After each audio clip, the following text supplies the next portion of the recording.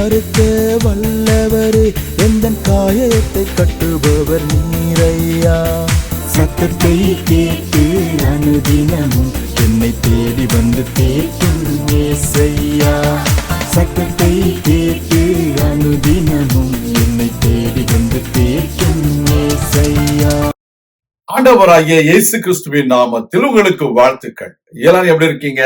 சுகமா இருக்கீங்களா? சந்தோஷமா இருக்கீங்களா? இந்த புதிய மாதத்திற்கென்று கர்த்தர் கொடுக்கிற ஆசீர்வாதமான வாக்குத்தத்தம் எரேமியா 30ஆம் அதிகாரம் 8ஆம் வசனம். Jeremiah chapter 30 verse 8. அந்நாளில் நான் அவன் நுகத்தை உன் கழுத்தின் மேல் இராதபடிக்கு உடைத்து உன் கட்டுகளை அறுப்பேன் என்று சேனைகளின் கர்த்தர் சொல்லுகிறார். அந்நியர் இனி அவனை அடிமை கொள்வதில்லை. அருமையான தேவனுடைய பிள்ளைகளே, இந்த மாதத்தில கர்த்தர் கொடுக்கிற ஆசீர்வாதமான 3 விதமான வாக்குத்தத்தங்கள். முதலாவது, உங்கள் கழுத்தில் இருக்கிறதான சத்துருவின் நுகத்தை கர்த்தர் முறிப்பேன் என்று சொல்லுகிறார். எவ்வளவு பெரிய ஆசீர்வாதம்! இந்த உலகத்துல நீங்கள் தலை நிமிர முடியாதபடிக்கு, உங்கள் வாழ்க்கையில் நீங்கள் எப்பொழுதுமே தலை குனிந்து நடக்க வைக்கிற அநேக காரியங்களை பிசாசு உங்கள் கழுத்தின் மேல் வைத்து உங்களை அமிழ்த்துகிற ஒரு சூழ்நிலையில் நீங்கள் காணப்படலாம். ஆனால் தேவனோ சத்துருவின் நுகத்தை நான் முறிப்பேன் என்று சொல்கிறார். The Lord God promises that He is going to break the yoke upon your neck. You might have been despised. You might have been put down because of the enemy.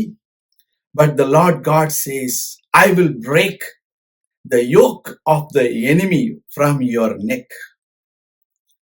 He will do it. There are times people of God are put to shame by the enemy, but the Lord is going to break every yoke from your neck. இரண்டாவது, தேவன் சொல்கிறார், உன்னுடைய கட்டுகளை நான் அறுப்பேன் என்று சொல்கிறார். நீங்கள் பல விதங்களிலே கட்டப்பட்டிருக்கலாம். பல விதங்களிலே பிசாசும் மனிதர்களும் நீங்கள் சுதந்திரமாக செயல்பட முடியாதபடிக்கு கட்டி வைத்திருக்கலாம். கர்த்தர் சொல்கிறார், நான் உன்னுடைய கட்டுகளை அறுப்பேன். The Lord is going to snap off every chains that are bound upon your life. You might have been chained by the enemy or the people so that you will not be able to move freely. In this month, the Lord is going to snap off the chains in your life. மூன்றாவது, தேவன் சொல்கிறார், அந்நியர்கள் இனிமேல் உங்களை அடிமைகளாக வைக்க முடியாது.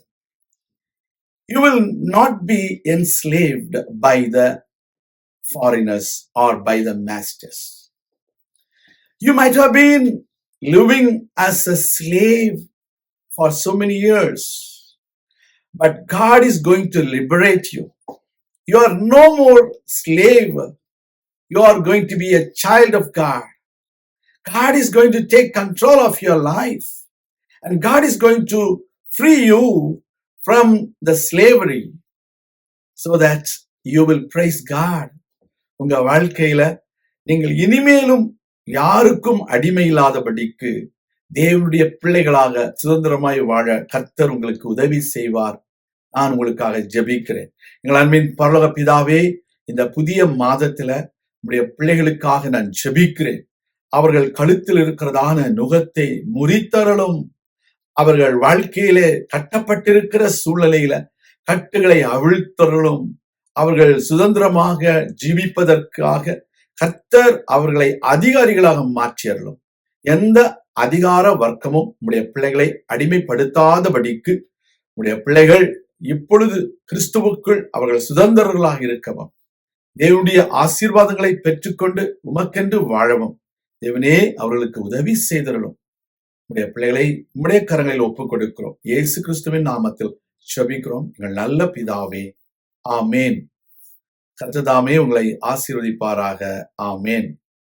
கட்டுகளை அறுக்க வல்லவரே, எந்தன் காயத்தை கட்டுபவர் நீரையா. சத்தத்தை கேட்டு